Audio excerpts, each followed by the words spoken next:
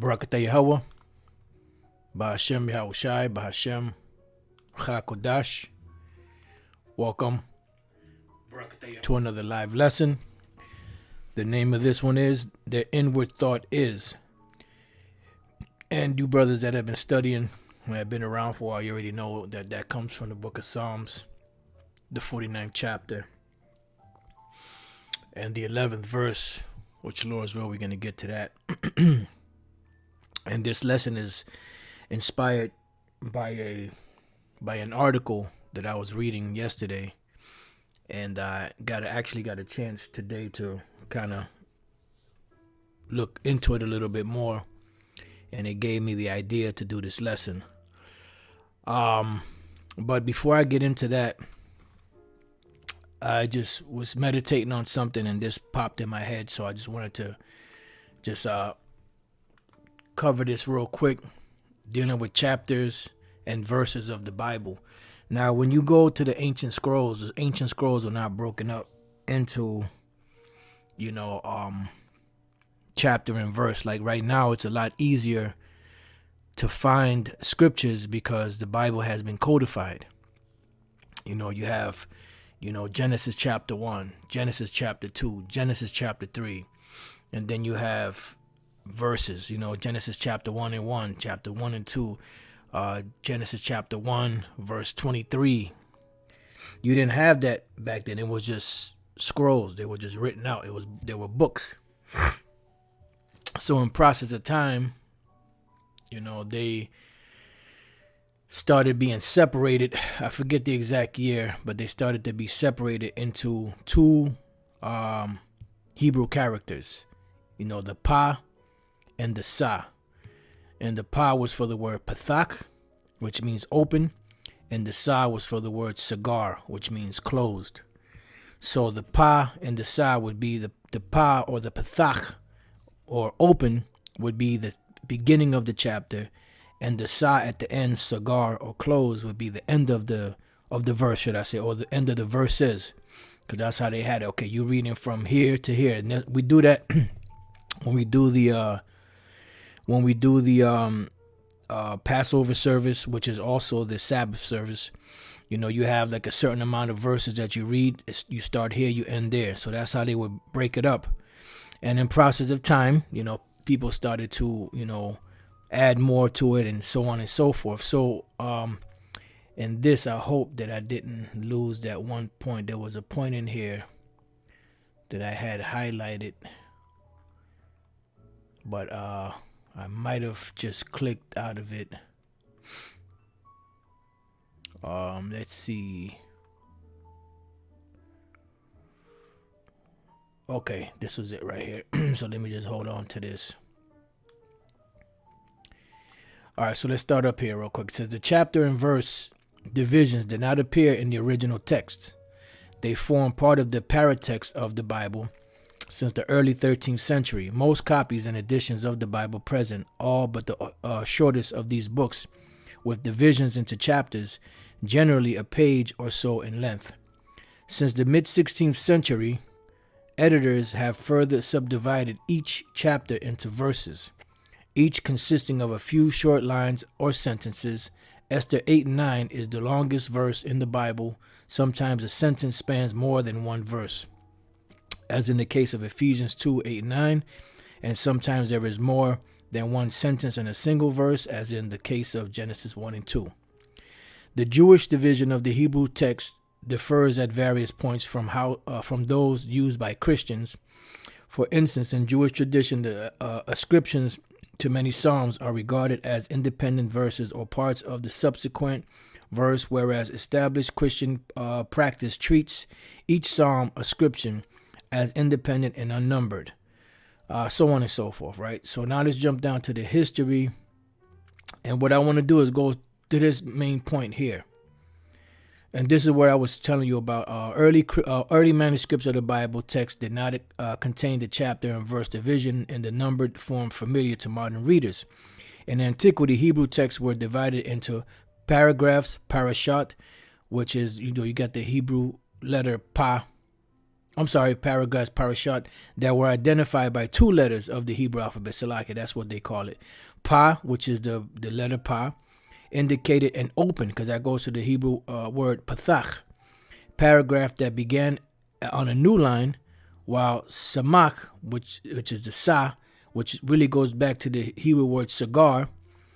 The usage of it, cigar, means close, indicated a closed paragraph that began on the same line after a small space. So that, you can read more into this. I put this in the description box. I just want to get through this so we could get to the main lesson.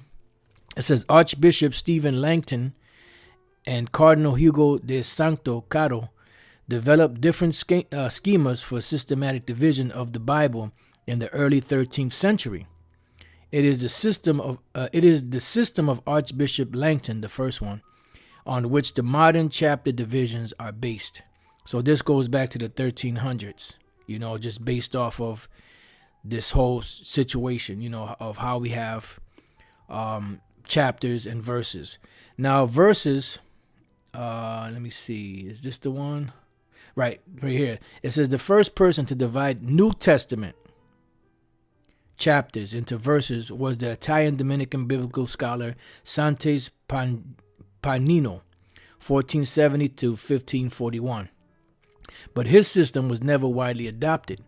His verse division in the New Testament were far longer than those known today. The Parisian printer Robert Estienne created another numbering in his 1551 edition of the Greek New Testament, which was also used in 1553, in his 1553 publication of the Bible in French. Estienne's system of division was widely adopted, and it is this system which is found in almost all modern Bibles. So it was this guy from Paris, Robert Estienne. Almost all modern Bibles. Estienne produced a 1555 Vulgate that is the first Bible to include verse numbers integrated into text. Before this work, they were printed in the margins, right? And you have a page, and then in the margins they will give you whatever needed to be explained for that particular, Bible that they printed. The first English New Testament to use the verse division, remember, English New Testament, to use the verse division was a 1557 translation by William Whittingham, circa 1524 to 1579. The first Bible, pretty much the entire Bible, in English to use both chapters and verses was the Geneva Bible, published shortly afterwards in 1560. These verse divisions soon gained acceptance as a standard way to notate verses, and have since been used in nearly all English Bibles and vast majority of those in other languages. So pretty much that's where you get the whole numbering system. Like I said, I put this in the description box. So if you want to get more into it, you could get more into it. But those were the main points of that. Now, with all that being said, the title of the lesson, the inward thought is goes back to, like I said, the scripture in Psalms, the 49th chapter, where it speaks about the inward thought is that the houses shall continue forever. And what's happening is they giving you what we're seeing today is a look into the future, which they've done many times in the past. And as I was reading through this, a couple of movies had popped in mind that I kind of jotted down, and just kind of hit them as we get to them. So what you see here is a smart city. Smart city is something that's controlled. Everything is online. Everything has, everything is surveilled. Cameras everywhere, sensors everywhere. Everything is interconnected. Everything works with each other. And everything is on the grid. And everything works through, your phone, and eventually the IoT, or the IOB, Internet of Bodies, which would be when people get the charagma, all right, the MOTB. And that's pretty much the wave of the future. Now, I had found this article yesterday from Access Now. It's called Dictators in Egypt and Saudi Arabia Love Smart Cities Projects. Here's why. It says, imagine being filmed 24/7, knowing someone is watching you the whole time. Would your behaviors and decisions remain the same? When governments or tech companies promote smart cities projects, they talk about how having more data about us can make things better. Yeah, it's for make things better for them. It says what they don't talk about is the way having surveillance technologies embedded in our physical surroundings will change the way we behave and impact our fundamental rights and freedoms. And what this reminded me of was the movie 1984, where everything in the movie 1984,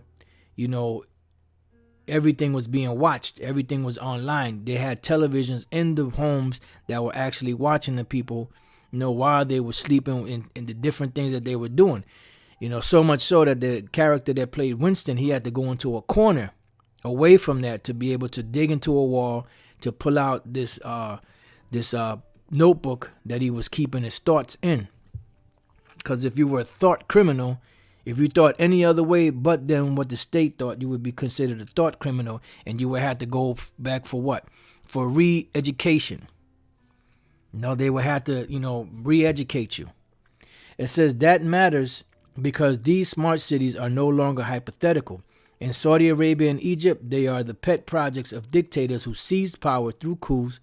These dictators are leveraging the vision of future cities that integrated the latest technology, because the scriptures say what? Let's go real quick to Daniel chapter 12. Because the scripture speaks about all that was going on today. But the problem is most people don't understand it because it's not written in today's terminologies. They're written in a parabolic way, or sometimes they're written straightforward, but using the terms of the day. Like they had no such thing as, there was no such thing back then, as a M to the CHIP, the micro. You didn't have terminologies like that. They didn't exist back then. There was no such thing as something called a nuclear bomb back then. The closest thing that they had to that was the fireballs that were shot from these, I believe those were bulwarks, if I'm not mistaken. Yep, that's the scripture I was going to get next. Good that you put it up there. And the other closest thing that they had to projectiles were what? Arrows, actual arrows, or you could throw a spear in the form of a projectile, but that's about it. They didn't have these terminologies. Yep, and that movie Equilibrium, oh yeah, brother, that's a very good movie. So Daniel 12:4, but thou, Daniel, shut up the words and sealed the book, even to the time of the end. Why? Because the mysteries of this book, of the book of Daniel and of the whole entire Bible were closed for a certain period of time until a man by the name of Abba Bivens, which in the spirit, he is Elijah the prophet that will come back and turn the hearts of the fathers to the children and the heart to the children to the fathers. All right. And that began with the men that he chose through the spirit to continue on this work. King Mashah, High Priest Ariah, High Priest Jaquab. And from that point, it spread out to other men and so on and so forth to what you see today, going on today, the teachings that are going on today, what they call one Westers. Now some of their teachings are flawed today because of the some of these poverty pimps, have destroyed the knowledge, and some of them have kept it, but then there's certain things that are not, kosher, so to speak, but through the spirit and power of Yahweh Shem Shai, great millstone, kept it 100%. And there's certain little tweaks that happen, because there were certain things that were taught back then. Just like going back to the book that Elder Abba Bivens wrote, there were certain things that were being said back then and taught back then that were not correct. And what I mean by that, meaning that, when he spoke about the actual Gentiles in the book of Romans, there's no such thing as actual Gentiles in the book of Romans. Those Gentiles were Israelites. That's what I'm speaking about. All right. So there were certain things that were tweaked, but it's still the same teachings. All right. So it says, many shall run to and fro, and knowledge shall be increased. And this is what we see in these smart cities, which were something that pretty much, were a fantasy back then. People were looking at, oh, that's a nice, it's a future, floating cars and floating this and robot maids and, this, that, and the other. That made me think of the cartoon, actually, called The Jetsons, right? Let me just go to images, bring it back up. The movie The Jetsons. I'm not sure when this came out.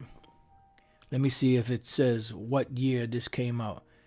1962. It originally aired in primetime from September 23, 1962 to March 17, 1963. Then later aired in reruns. Okay, so it only ran for a year. Actually, less than a year.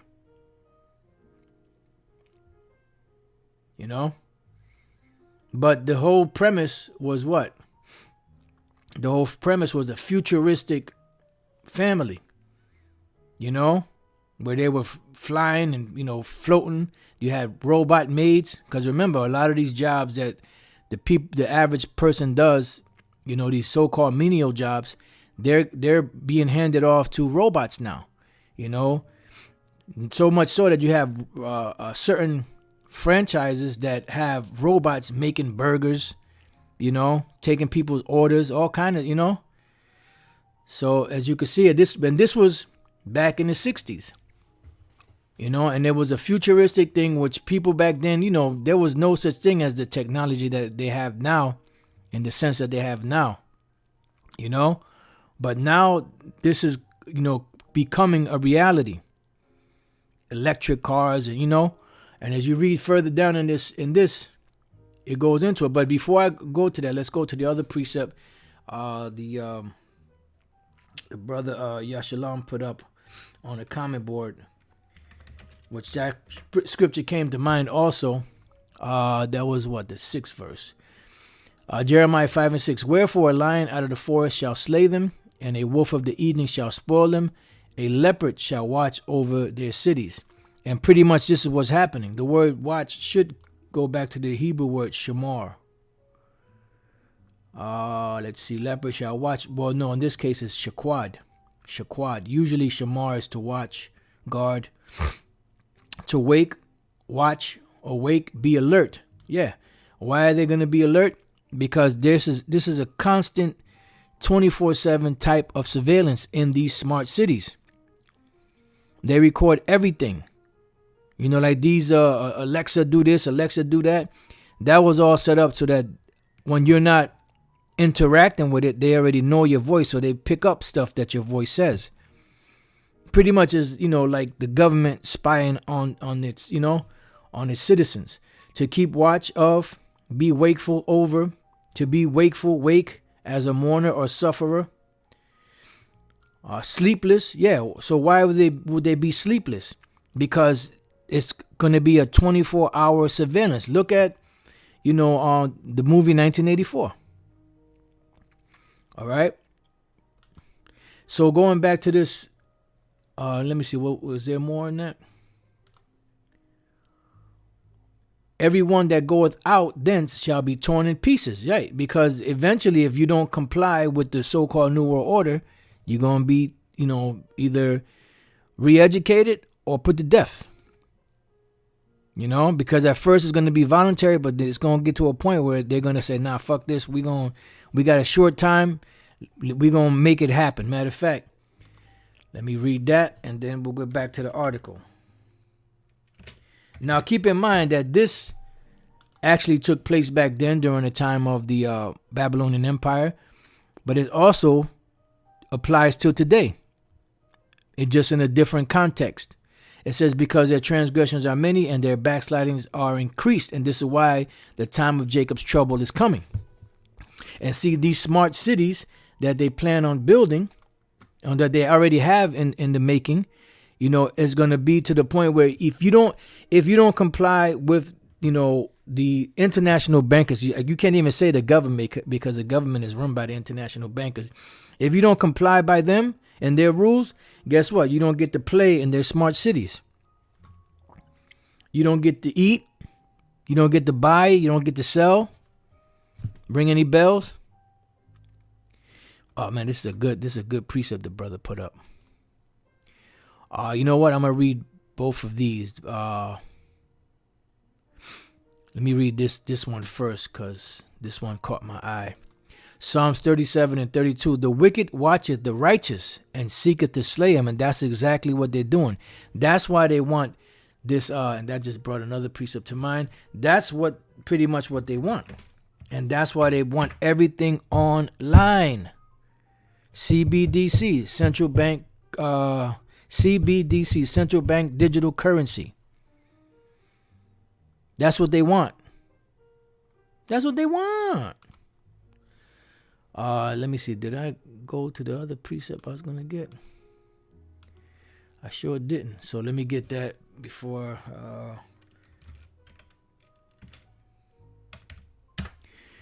So let me go back to this one here. This other one that the brother put up. Psalm 64 and 6, they search out iniquities, they accomplish a diligent search, both the inward thought of every one of them, and the heart is deep. Yeah, because you got to remember, if they aired this, and this was, 1962 when this aired, it took time to actually make this. So these ideas and these thoughts go way back. So you got to remember, when they really didn't have the technology to do these things, all this stuff was already in the works. So let's go to Revelation 12 and 12. It says, therefore rejoice, ye heavens, and ye that dwell in them. Woe to the inhabitants of the earth and of the sea. For the devil is come down unto you, having great wrath, because he knoweth that he hath but a short time. Yeah, and that short time, this is why he's cracking down. Getting these things done and getting these things ready, moving individuals out of the way that don't comply with his program. If you have certain leaders in certain countries that don't agree or are in the way, guess what? They moving them out. Like I was watching the Panama Deception. Elder Apostle Tar had mentioned it again. I haven't watched it in a while. I was watching it this morning, and pretty much Trujillo, I believe his name was the leader of Panama that was put into Panama. And when he got in there, everything changed, and it was more beneficial for Jake, pretty much. I believe they're mostly Benjamin that was there, and I'll put it to you like this: the so-called Negro and Indian tribes, which are Israelites. It was more beneficial for them. So eventually, in process of time, what they did was they moved him out, and the way they did it was they assassinated him, but made it look like an accident. To be able to get Noriega up in there, because they wanted an implant in there so that they can continue on their business. Because what they did was they've been wanting to open up the Panama to make that canal to bring the ships through. But what happened was, at one point, Panama belonged to Colombia, and they petitioned the Colombia to allow them to do it, and Colombia said no. So what they did was they funded the Panamanians to fight against the Colombians to assert their independence, so that then they could come in there and put puppets in and take over and get their canal. These devils are devilish, man. So that's if there's any leader out there that opposes the NWO agenda, they moving them out the way. And that's another part of their heart being deep, and that's a part of them knowing that they have but a short time. They're moving forward with this. All right, so let's go back. So it says, these dictators are leveraging the vision of future cities that integrate the latest technology using sensors. And what are these sensors going to be? When a person walks by, these sensors is going to be what? It's going to detect and read something within that person. What that remind you of? Minority Report. When he plucked out that dude's eyes, the Ammonite dude's eyes, and put him in his, and walked in. How you doing, Mr. Miyamoto? And then they'll give you different, things that you buy, coupons and, and sales on the different things that you buy. It's all about control, total control, man. So it says the Internet of Things, IoT, biometric surveillance, and artificial intelligence to extend their power. As we explore below, smart cities like Saudi Arabia's city of Neom and Egypt's new administrative capital could soon turn from utopian to dystopian. Utopia means a good place. Dystopia means a bad place. Projects, good for the elite, so to speak, and bad for the serfs. Here's why smart cities are really surveillance cities, a dangerous tool for dictators. And when you watch that movie, 1984, all throughout the movie, there was nothing more than surveillance. Everywhere you went, in the streets, wherever you went, in your home, no matter where you were at, there was Big Brother was watching. And that's where that phrase came from. Big Brother is watching you. And what they do is they tell you, they say war is peace. That's an oxymoron. How the fuck can war be peace? Freedom is slavery.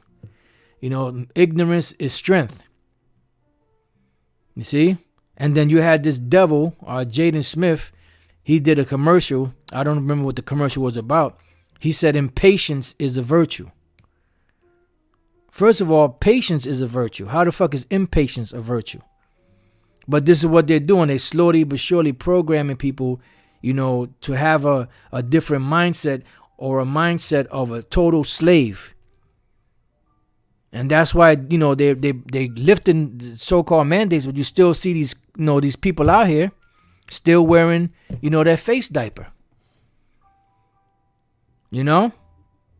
When you don't have to. They still wearing the face diaper. They're still complying with the rules. All right, so let's go back. It says, what is a smart city? While there is no standard definition, there are common criteria to define such cities. In brief, there are cities that use sensors, surveillance cameras, artificial intelligence, IoT technology, cloud computing, and other kinds of technology for the management of urban life. And this is why I was never with that cloud bullshit.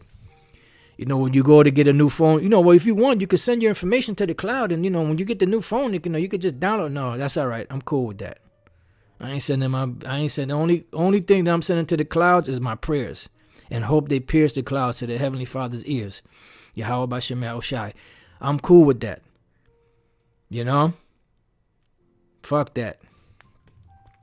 So it says governments and private corporations use techno-optimist narratives to promote smart cities projects to them. These cities are smart, safe, creative, sustainable, futuristic, or dream cities. And they're saying that a lot of these smart meters are messing people up because of, the radiation from them. Yet at their core, smart cities rely on the mass collection of processing of our personal data, typically carried out without our knowledge or consent, regardless of the words being used. That's surveillance. All right. Just bear with me 1 second.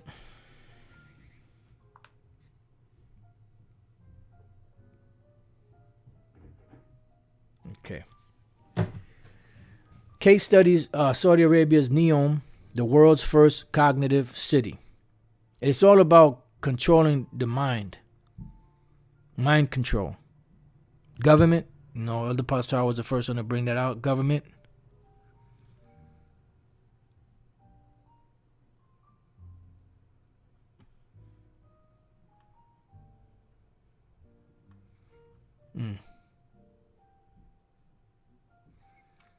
Let's see if this brother, okay. Let me read this quick precept right here. Isaiah 14:12. How art thou fallen from heaven, O Lucifer? Lucifer goes back to the Hebrew word hayalal, the Greek word iosphoros, which all mean light bearer, son of the morning. Yeah, because you are the illuminated ones. So how are you falling from your lofty position in this society? How art thou cut down to the ground, which did is weaken the nations? And that's exactly what they did. When they drop bombs on people, put sanctions on people, when they go and invade people's countries and destroy them and steal their resources, that's not strengthening that nation, even though that's the pretense. For thou hast said in thine heart, I will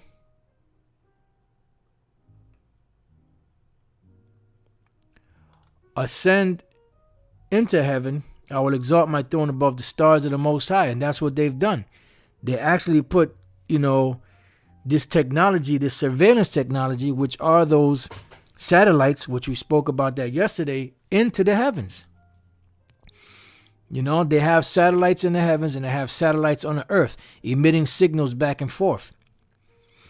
And everything is going to be based off sensors. That's why now your car has all type of sensors. Back in the days when a car was made, you didn't really have that many sensors in a car. Now everything has a sensor. You open your door is ajar. Your car's coming by you, the light comes on your you have these cars that have the light that comes on their side view mirrors. You're low on something comes up.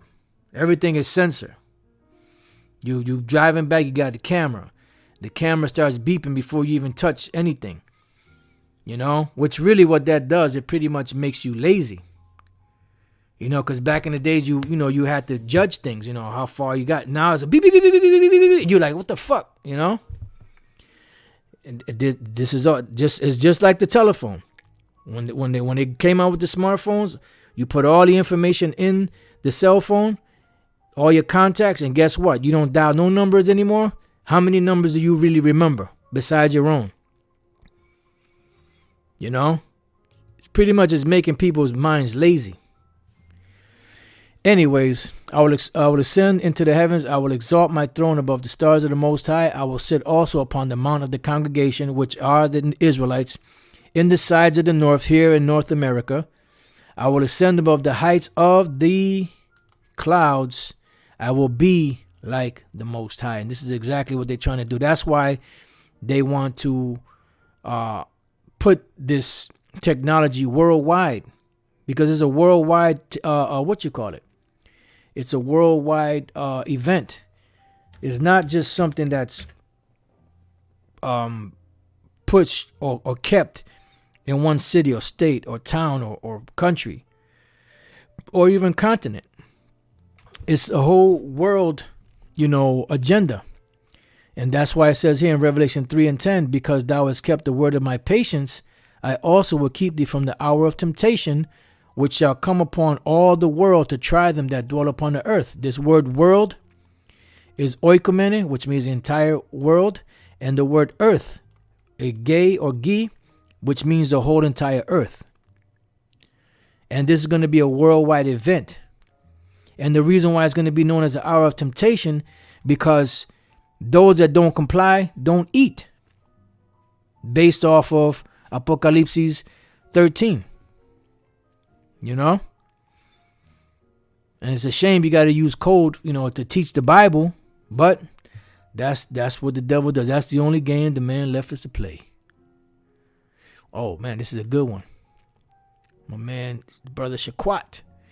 Psalms 140:5. The proud have hid a snare for me and cords. They have spread a net by the wayside. They have set gins for me. Salah. That is the brother always says, 2 eyes, 2 ears. Yeah, that's a damn good scripture, brother.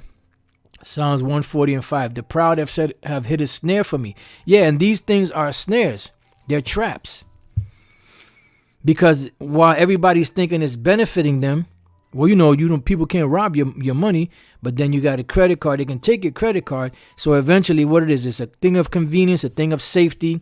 If you get this device, people can't, stick you up.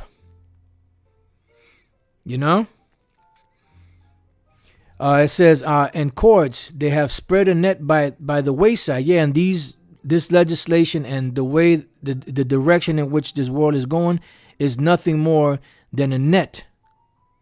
You know? And the net is meant to catch as many fish as possible. These people out here being the fish. It says they have set gins for me, and gin is another word for a trap. Selah. I'm just trying to see if there's any more.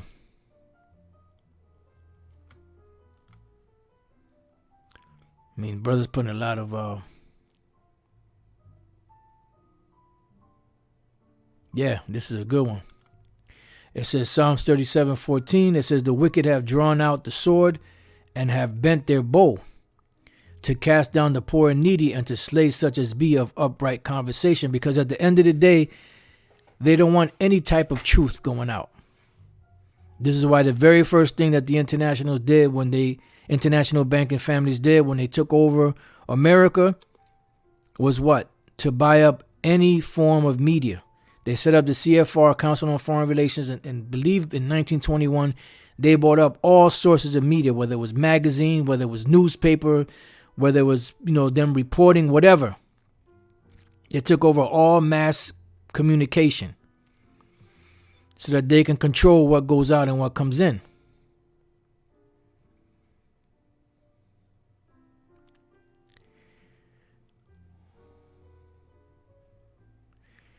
I'm just kind of, scrolling through some of these comments. Yep, this is a good one. Ezekiel 28:3. Behold, thou art wiser than Daniel. There is no secret that they can hide from thee. Yeah, because they've accomplished a diligent search. Yeah, and they think this is a good one too. Ecclesiasticus 23:19. Such a man only feareth the eyes of men, and knoweth not that the eyes of the Lord are 10,000 times brighter than the sun, beholding all the ways of men and considering the most secret parts. Because remember, the scriptures say that their heart is deep. These are think tanks. These are things that where they sit down and they actually, ponder on these things. And have groups of people pondering on these things on how and what, and to cover every single angle.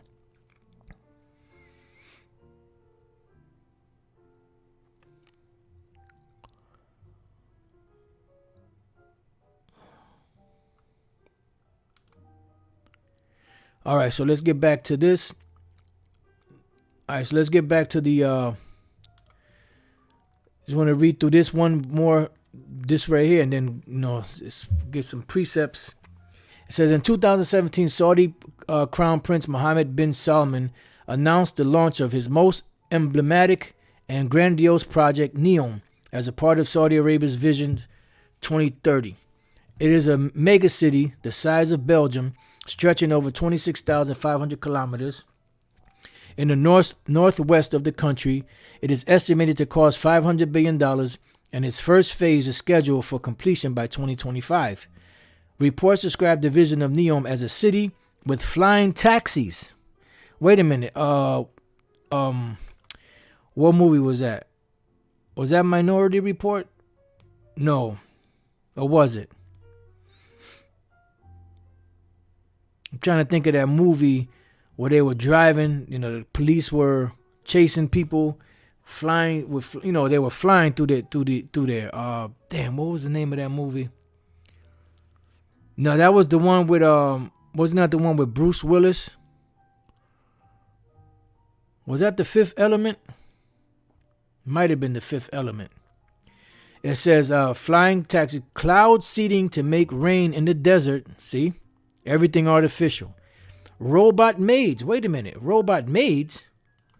Say what? Dinosaur robots.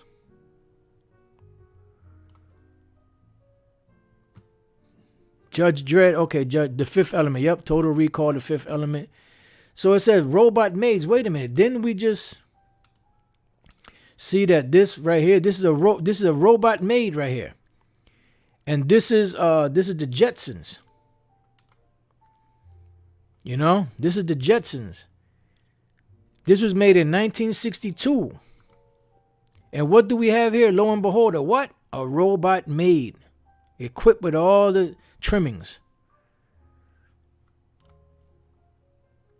So this is something that's been in the making for a long time. Glow-in-the-dark sand, a giant artificial moon, and state-of-the-art medical facilities. Oh, wait a minute. State-of-the-art medical facilities. What does that remind us of?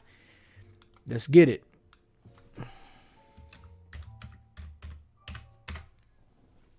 Elysium. But they were trying to get up to Elysium so that people can be healed. But the only ones that could be healed are the ones that were a part of, the whole system.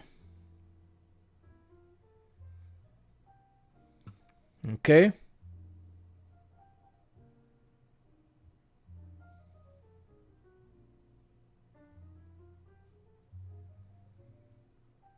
Yeah, well, if you're a woman, you shouldn't be really putting that, you could say shalom or something like that, but you can't really, be putting no comments like that, Sometimes you women, man, you get a little beside yourself, but we're gonna let it roll this time. It says in this city, scientists would work to modify the human genome to make people stronger. And what did this do? The same thing. Elysium, make people stronger. They had all this stuff, this exoskeleton strapped to these guys to make them stronger.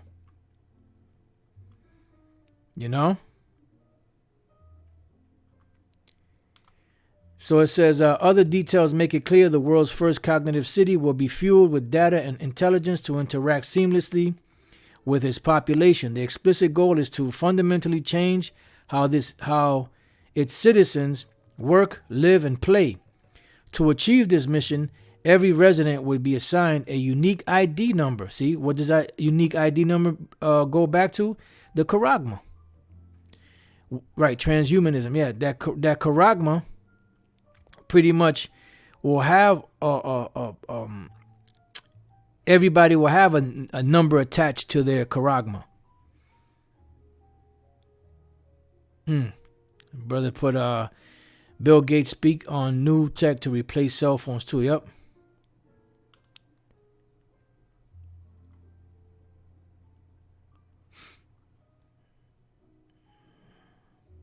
Yep, like the brother said.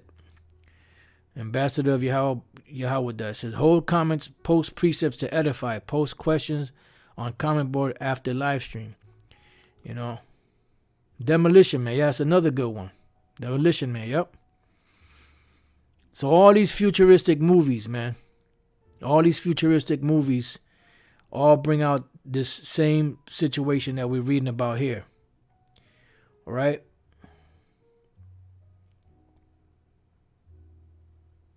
So it says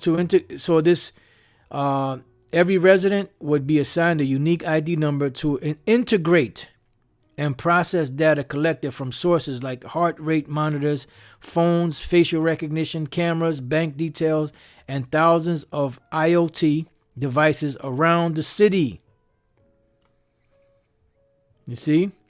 Many civil societies organizations rightly oppose digital identity programs because they raise serious human rights concerns, including regarding the lack of evidence for the benefits they are supposed to deliver. Blah, blah, blah. The people are coming against it. All right. So this is what they plan on doing. I put this link in the description box in case brothers want to read further. It's almost, we read a few of them, but those are the main ones. So the main scripture that we deal with is in the MOTB scripture, right? And this is what the Apostle John saw. He saw these people actually getting the charagma.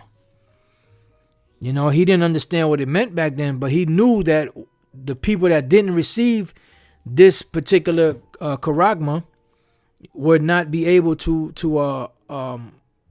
be incorporated or partake in society. And he causes all, both small and great, rich and poor, free and bond, to receive a charagma in their right hand or in their foreheads, and that no man might buy or sell, save he that had the charagma, or the name of the beast, or the number of his name. And the number of his name is what? Here is wisdom. Let him that hath understanding count the number of the beast, for it is the number of a man, and his number is 666, which is what? 666. Now, when we look up this word charagma, right? That's how it's what it is in the Hebrew. I mean, in the Greek, right? You have a stamp and imprinted mark of the mark stamped on the foreheads or the right hand as a badge of the followers of the Antichrist, which are many Antichrists, not just one, but it is a badge of servitude. Just like you go back into the law and you have something called the awl. And the awl was a like a badge or a sign that this particular individual is somebody's servant for life. So hands off. So this is what the international bankers plan on doing. The mark branded upon horses, because when you brand a horse is what? Somebody's property. And when they branded the horse, they branded it with the owner's name or the owner's mark, so that people will know. That's why the scriptures say in the law that when you might have had a beef with your neighbor, y'all probably was at odds, y'all probably don't get along, y'all probably don't like each other. But the scriptures say if you find his ox going astray, you're supposed to bring it back to him. You're not supposed to, that's that nigga's, I'm just keep on moving to hell with him. No, you're supposed to bring it back to him. Now, how did that individual know that that particular ox belonged to his neighbor? Because of the branding that was on it. And this is what they plan on doing. They plan on putting these things into people, and they'll all have a unique number, and they all will be integrated into this system of the smart cities, and those that don't comply will be left out. And if somebody actually got it and then they start to try to rebel, guess what? They turn it off. Just like the whole interview with Aaron Russo and Nick Rockefeller. Because he said, look, if they don't comply, we just turn their chip off. It slipped out. I meant to say turn their charagma off. And that's what he said. And he said that the international bankers and the ones that comply with them, they'll have a unique charagma with the words, with the letters KMA on it, which means kiss my ass. You see? So this is what they plan on doing. Thing carved. Yeah, because it actually carves into the skin. That's why it's known as a subdermal, or under the skin. Sculpture, graven work of idolatrous images. All right, then when we go back to the number, which is 666, what we have here is it's 3 Greek letters, chi, psi, stigma. And then when you go here, they really don't break down what chi, psi, stigma means. It says the agamos, unmarried, agotheron, do good, Abba, which is father, Abel, Habal,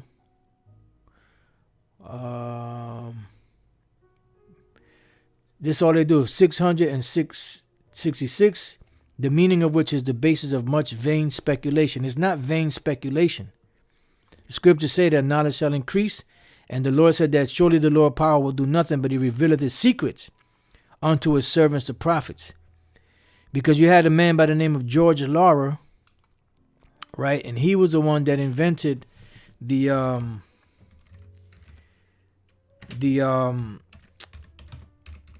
method. Let's see if I can get a Laurer. Nope. Laurer, is it Laurer? Yep. He's the one that invented the oh, wait a minute. Yeah, the barcode. Right. He's the one that invented the barcode. Just bear with me 1 second.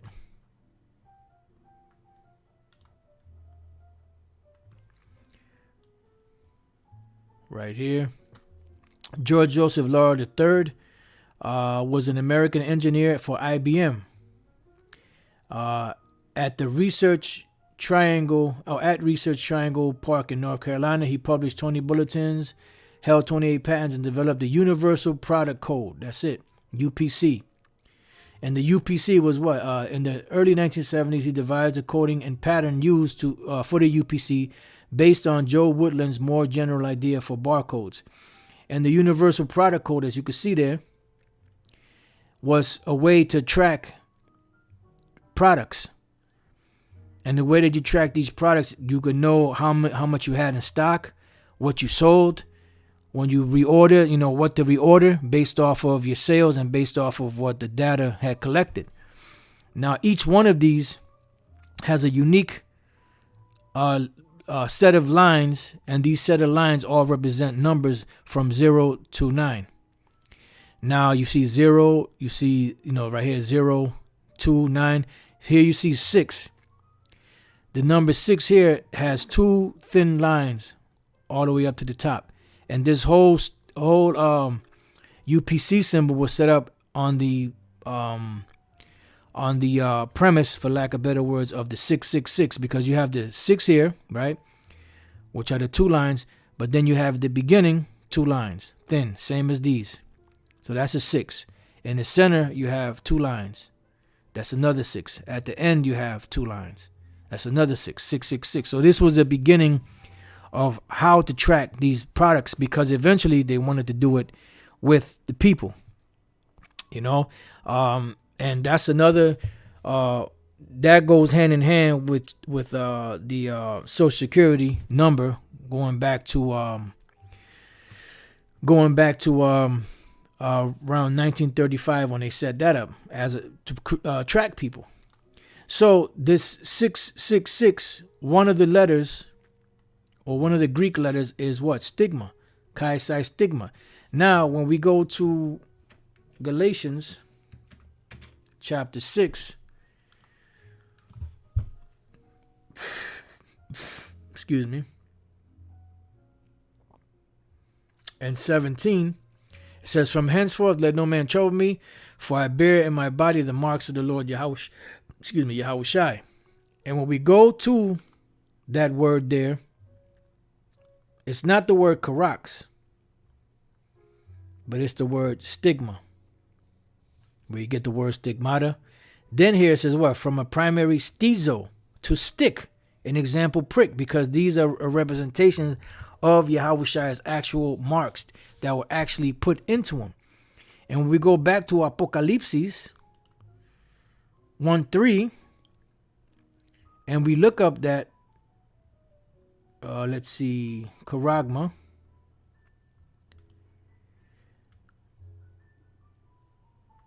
Let's see. Right, a stamp and imprinted mark. It's something used to cut in.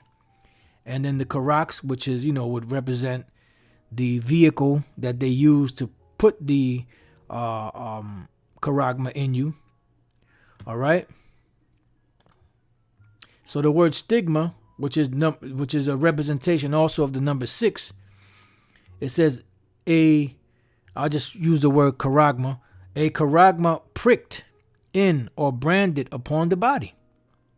See, to ancient Oriental usage, slaves and soldiers bore the name or the stamp of their master or commander, branded or pricked, cut into their bodies to indicate what master or general they belong to. And pretty much this is the same situation with the charagma. It's an identification code. It's a slave pass. You're going from one plantation to another. You have a slave pass. Boy, what you doing out here? You belong out here? Yeah, I have a pass. So Master so-and-so or such and such gave them that pass. And that's what the charagma is. It's a modern, high-tech slave pass. And there were even some devotees who stamped themselves in this way with the token of their gods. Yeah, so pretty much This charagma is the modern slave pass. It's a high-tech slave pass, you know. And you could go when they had that pass, you could go from one plantation to another. You could go certain places and buy stuff for the master. So you won't be able to integrate into this whole society without having this, because the whole society is moving towards digital thing. They have something called CBDC.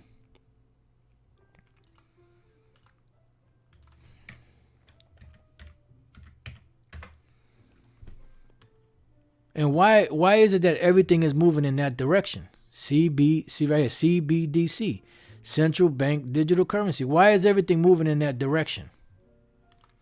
Because that's what they plan on doing. Everything online, everything connected, including humans. That's why in this article we was reading about them pretty much enhancing people. I'm not sure if, let's see.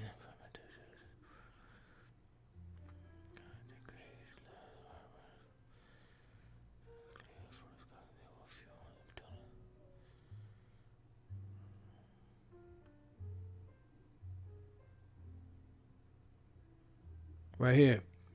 Scientists would work to modify the human genome to make people stronger. You know, that's why they're getting people used to these. That's why you see movies with people that are half human and half machine. Like the Terminator series. You know, they might have a bionic arm. Going back to the Bionic Man. Steve Austin. Now, this wasn't a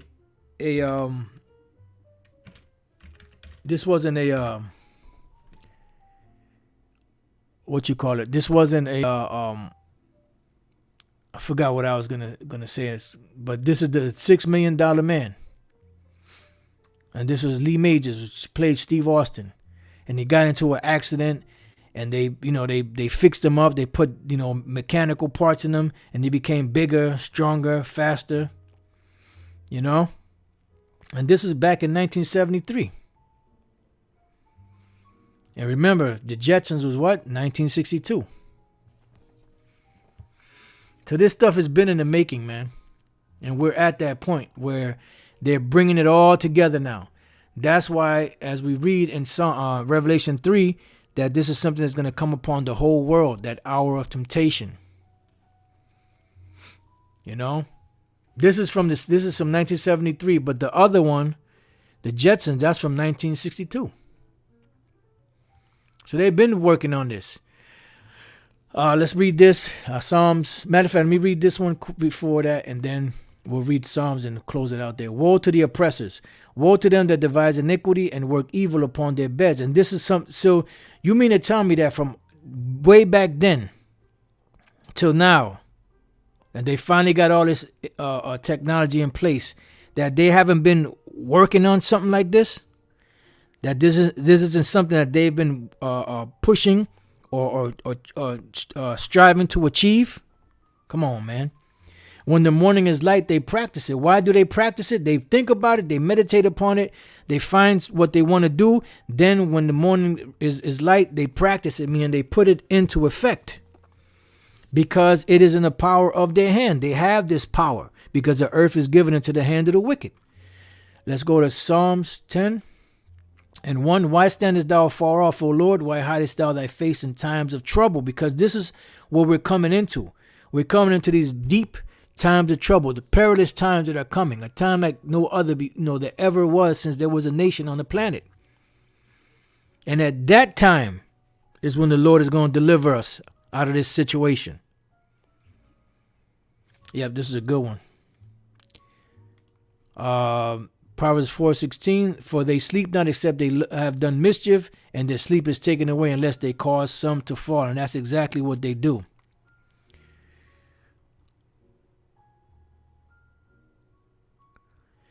Yep. So, verse 2, the wicked in his pride doth persecute the poor. Let them be taken in the devices that they have imagined. Because you have to remember that this very same thing, this very agenda that these devils are pushing is going to be the very thing that destroys them. The very weapon that they built, this missile, to scare the world into subjection, is the very same instrument that the Lord is going to use to destroy them. So in pushing this agenda, when they get to a certain point, that's when the Lord is going to shut them down. And I'm not talking about Chuck D. Job 20:23. When he is about to fill his belly, what does that mean? Here it is. Let's use a dinner table. People have been working all day to cook and prepare this meal, right? Everything is ready. You know, they put everything on the table. The lamb is done. You know, the greens, different type of greens are done. The vegetables. You know, the salads. You know, the breads. You know, you have your juice, your water, your libation. You know, whether you like yayan or whatever. Everything is on the table. Everybody's getting served. All the plates are full. All the cups are full. You know, they've given their final toast. And then when they stick their fork into the plate and just before it reaches their mouth, a bomb explodes. Boom, you know? That's how it's going to be like. So when he is about to fill his belly, the Most High shall cast the fury of his wrath upon him. Because this world that we see now and the power structure of these different so-called powerful men, you know, on the left-hand side that are ruling, that are controlling everything, their whole power structure is going to be destroyed in a blink of an eye by those very missiles that they created to scare the world. Because it says, the Most High shall cast a fury of his wrath upon him and shall rain it upon him while he is eating. See? So they're not going to get to enjoy eating it down. Because a little bit before this, it speaks about, matter of fact,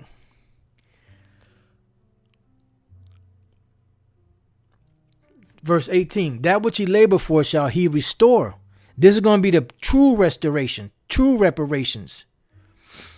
And shall not swallow it down. According to his substance shall the restitution be. What is his substance? The world. So the restitution is going to be the world. He shall not rejoice therein, because he has oppressed and has forsaken the poor, because he hath violently taken away an house which he builded not. They greedy, they can never have enough. Surely he shall not feel quietness in his belly, he shall not save of that which he desired. Because they desired this new world order. And they pretty much got where they at on the backs of the poor, especially the Israelites. Bribing and stealing and manipulating. It says, therefore shall none of his meat be left. Because he's not going to have, he's not going to have anything. Although he labored underhandedly and did all these things and spent all this time and busted brain cells and spent money that was not his, put all these plans into place, he's not going to be able to enjoy it because he didn't get it by right. It says, therefore shall no man look for his goods. Yeah, because this place is finished. And it's going to be gone. It says, in the fullness of his sufficiency, he shall be in straits. And that's what we're coming into right now. When he is just about at the point to have everything, there's going to be things, straits, positions of difficulties breaking out. Because the Lord is letting the prophecies pop like popcorn. So they can control they can control people. They can control, the money system. They can control the economy. They can control different corporations and the way things are happening. And they can control policies in the world. They can control many different things. They could even control the weather and certain things through their heart programs and all that. But one thing they can't control are the prophecies of the Most High, Yahweh B'Shem Yahushai, coming to pass. And this is the major disruptor of this devil's plans, are the prophecies. In the fullness of his sufficiency, he shall be in straits, in a position of difficulty.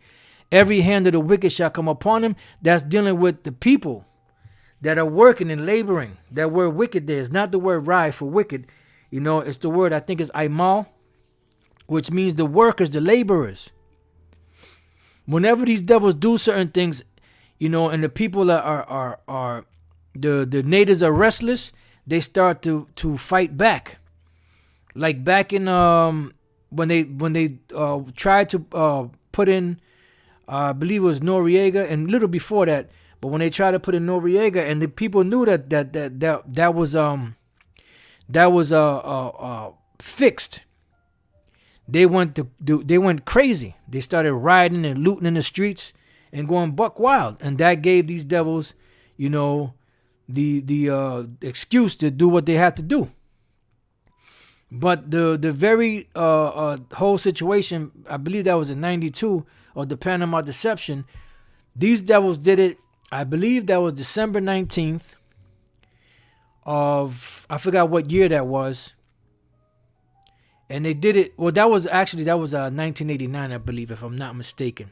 Yeah, it was December 19th, I believe, of 1989, where they actually bombed the people at midnight. This was before, the lasers and everything that they use on Zebulon down there. So these devils are low. They're treacherous. It says, when he is about to fill his belly, the Most High shall cast the fury of his wrath upon him, and shall rain it upon him while he is eating. He shall flee from the iron weapon, and the bow of steel shall strike him through. So you go ahead and keep pushing your agenda, because this agenda of yours is going to be your end. It is drawn and cometh out of the belly. What is this iron weapon? The bow of steel is talking about the missiles. It is drawn and cometh out of the body. What is the body? The nuclear silos. Yea, the glittering sword cometh out of his gall. Terrors are upon him. Yeah, because when you have a sword, you pull it out of what? Your sheath. The missile is a sword. The silo is a sheath. The reason why it's called a glittering spear, because when it comes out of the sheath, there's fire all over it to propel it from wherever it's at to its target. And then terrors are upon it, because when that thing happens, people are afraid. People are talking about now about if America attacks Russia, will they use nuclear? Of course they will. But that's not going to happen until the Charagma is pushed. So the people are in fear. Back in 1983, there was a movie called The Day After. The possibility of an actual nuclear war. And it was just a movie. But the way that they set the movie up was so vivid, and it showed people being jacked up, that people were in a somber mood for a long time. Crying, depressed, at the bar getting drunk. Because that's a very scary thing. That's what the scripture says. Shall a trumpet be blown in the city and the people not be afraid? This is the ultimate analysis, the ultimate, the final chapter. As that documentary, the final chapter. The final chapter are the nuclear missiles. And of course, once the nuclear missiles start to fly, Yahweh Shai and the angels will be here shooting lasers too. Because Yahweh Shai said, I am come to send fire on the earth, and what will I if it be already kindled? So there's already going to be a kindling going on by the time Yahweh Shai and the angels get here. And they're going to finish the job. So that's why the scriptures say that there's going to be a time of trouble such as never was since there was a nation, even to that same time. And at that time shall thy people be delivered. Those that are found written in the book. That's the time of the elect's deliverance. So pretty much, I think that's a good place to end it. You can read the rest of this chapter. You can read the rest of Psalms 10. This is a very good chapter here. So with that, I pray that you brothers and you few sisters that are sincere, have been edified. Till the next time I say, Shalom.